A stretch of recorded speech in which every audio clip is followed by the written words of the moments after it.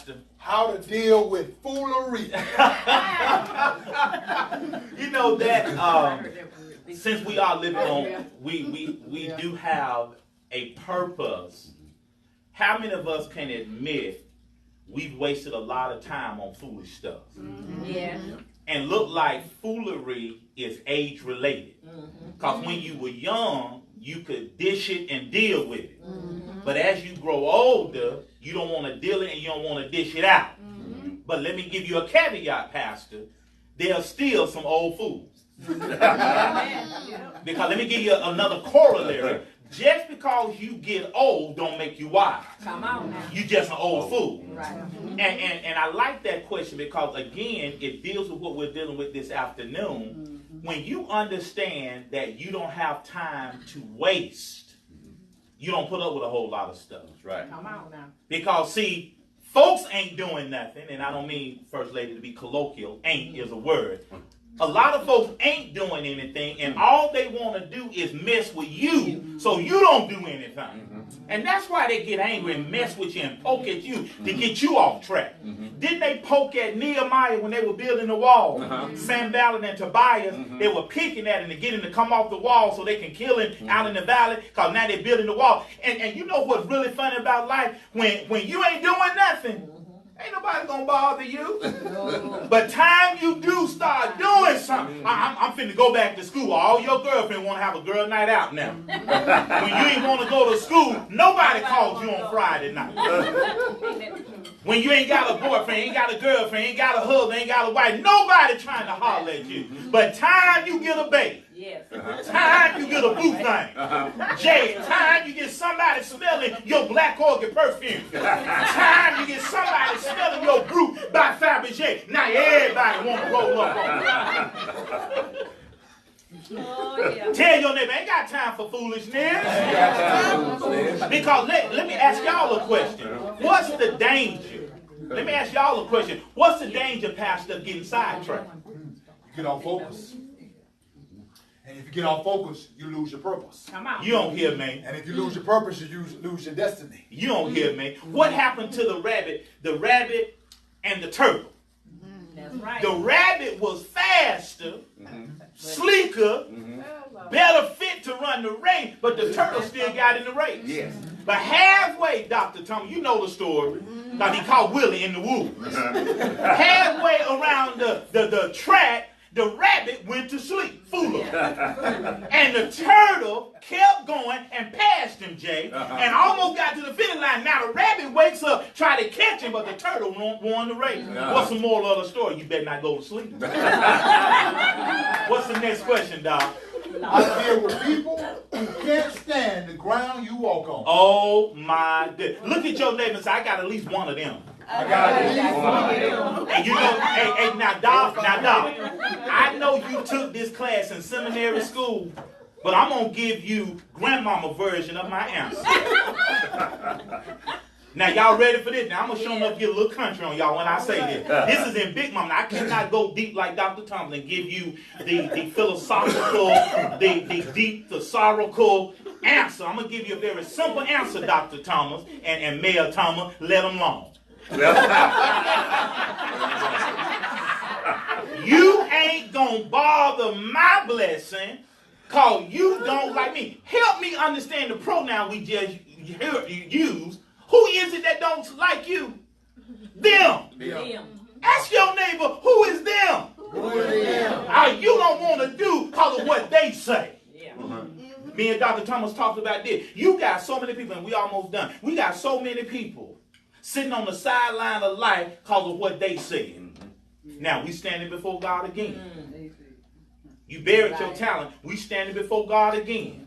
And your alibi is, well, Lord, I would have did what you said, but I was worried about what they were going to say. And God going to look at you in the eyeball, and he going to ask you, who is they? Now, they got a heaven and hell for you, right? Okay, I'm not going to let you up here, but you go where they are. Look at your neighbor and say, quit worried about they. Quit worried about they. Quit worried about they. And just ignore them and keep going. Because how many folks y'all think told a turtle not to get in the race? How many folks do you think, and I know that's a simple analogy, but how many of us are living our life like that? We won't get in the race because we ain't qualified, we ain't fast enough, we ain't smart enough, but the turtle won the race. I'm going to let... I feel good right now. Y'all hold my napkin. I feel good right now. Look at your neighbor and say, quit worrying about they. Quit worrying about they. That's another phrase that just burns me up when I hear my clients and I hear everybody on Facebook talking about, I would do it, but I'm worried about what they say.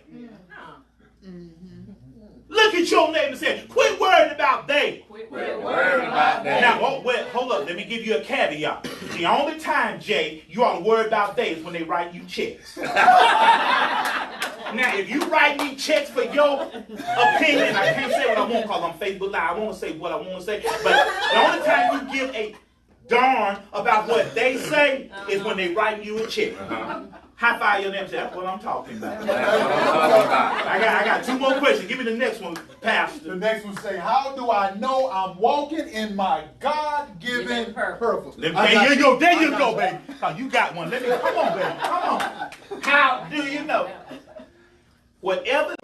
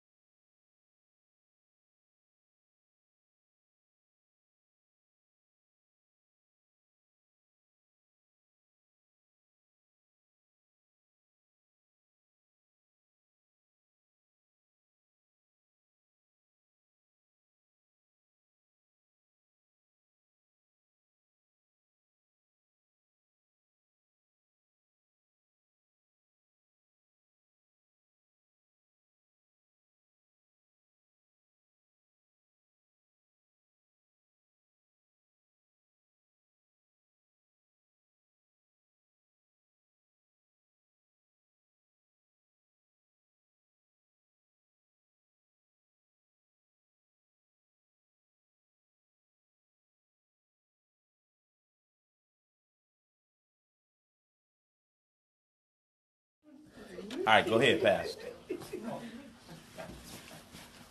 Hey, once again, good evening, Facebook Live. I am Pastor Eric from Faith in Action, and we are having an open forum here, and we're thanking everybody for tuning in. We get ready to introduce somebody who don't need an introduction, the one and only, the Steve Harvey of the gospel. Mr. Spiles, Mr. Inspiration himself, Dr. Sills. Let's go back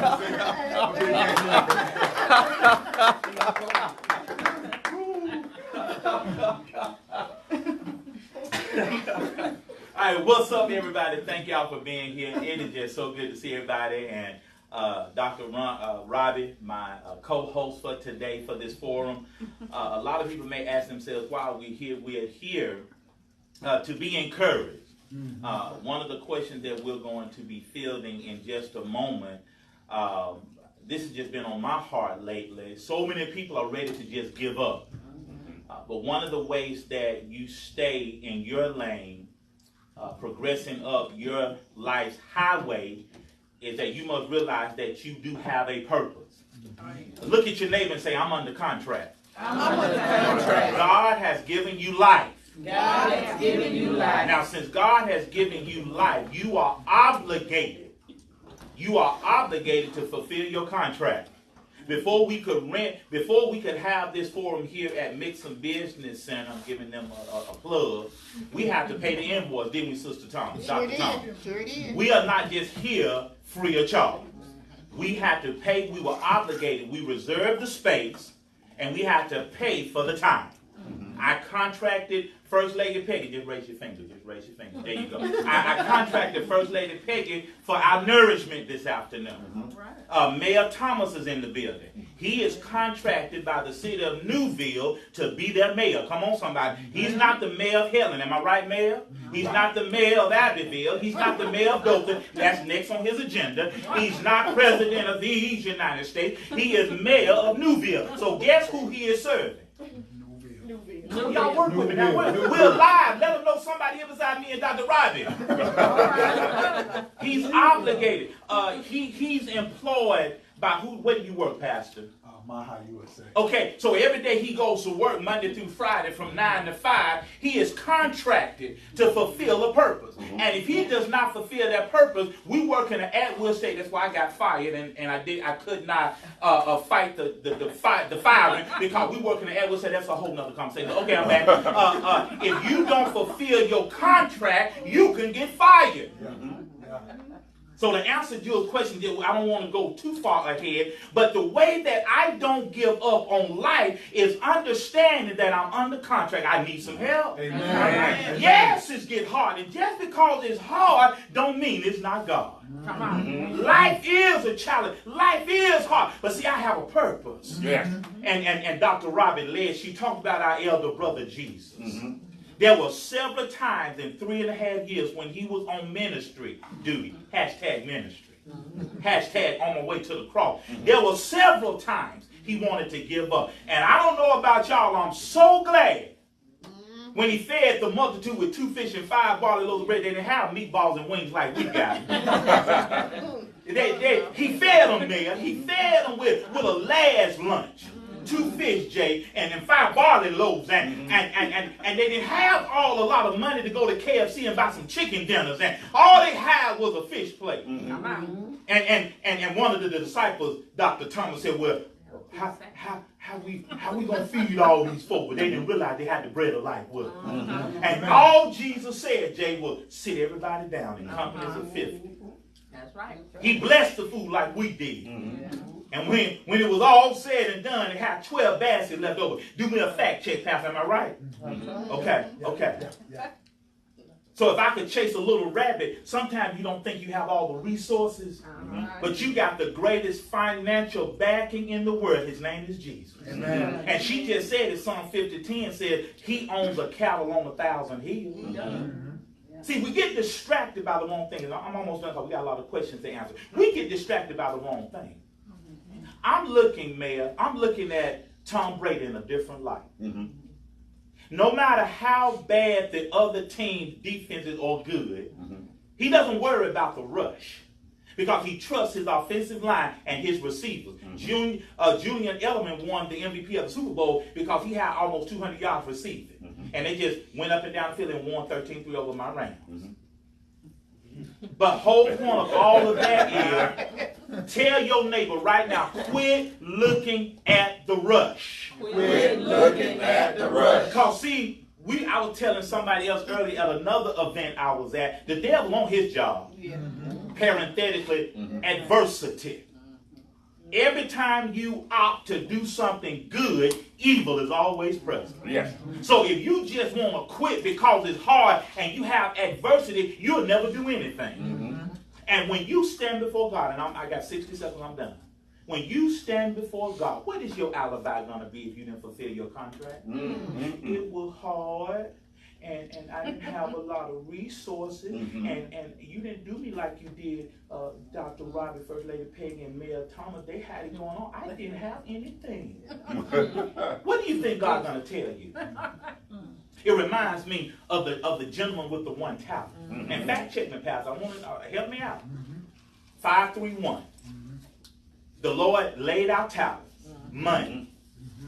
And so if you're an entrepreneur, if you work, return on investment is a biblical thing. And I'm learning that, y'all. I'm so excited to be an entrepreneur. I don't know what to do. That's a whole nother story. But 531, the master divvied out talents, 531. And he said, when I get back, we're going to sit down and reconcile. And so when he left and came back, he didn't tell him how long he'd be gone. But when he came back and he said, everybody down, 531. The one that had 5, Dr. Thomas, how many did he bring back? 5. He doubled the investment. The one that had 3, Trinity, he had 3. That was 6. He doubled his investment. But what did the one with 1 say? Well, all I had was 1. And I knew you were a hard taskmaster, and all I had was 1, and I ain't do no mine. I buried mine. Do you think that was a good alibi? I buried mine. Because see, it wasn't 5 or 3. It wasn't enough for me to worry about going out there doing anything with it. So if you're not using your ability, i.e. that thing that's in you that's really easy for you to do, if you're not doing what you're supposed to do, you're telling God, no, that's beneath me. I'm not going to do that. And now you wonder why you ain't being blessed like everybody else doing what they say. Laugh at all those secular people if you want to. Laugh at everybody you think ain't saved and God ain't got favor on them, but they doing something. 2/3 of God's name is go and do. I apologize to my congregation last Sunday. We have made y'all lazy. The one phrase that burns me up in the church is this one phrase right here. I'm waiting on God. I do not like that. Because see, we misinterpreted when Psalm 27 and Isaiah 40 says, wait on the Lord. It didn't say go in a corner, get in the fetal position and cry, put your thumb in your mouth and whine and wait for God to knock on the door. No. What wait means is that you're going to serve. While God is doing the heavy lifting, you get busy getting in position for God to bless you. Come on, somebody. Yes, all right. See, while you're busy, let me tell y'all something. I got 67. Dr. Thomas looked and said, we have 50 minutes. I'm going into overtime 16. Let me hurry up. For all y'all single ladies, why y'all saying I'm going to drop Bozo and wait on my Boaz, you don't realize Ruth wasn't waiting on Boaz. Oh, I would see. Y'all don't want to walk with me. Ruth did not even know Boaz existed. All she did was put herself in position. That's right. That's right. Fact check now, Pastor. Am I right? You're right. So while some of y'all sisters talking about you looking for Boaz, you in the wrong position, and you going to end up with somebody Adam or Boaz. That's a whole nother forum. That's a whole nother forum, man. We don't have time for that, Dr. Rob. Because that question ain't on the board. How do I get my Boaz? I don't see that question. So that's a whole nother forum. We got to come back in the next quarter. We'll do that one. But look at your neighbor and say, get in position. Get in position. God got a DPS system. I don't want to get too deep. I got 10 seconds. DPS means destitutional positioning system.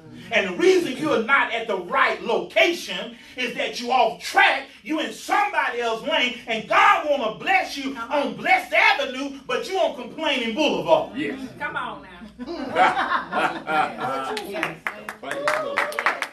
Okay. Okay.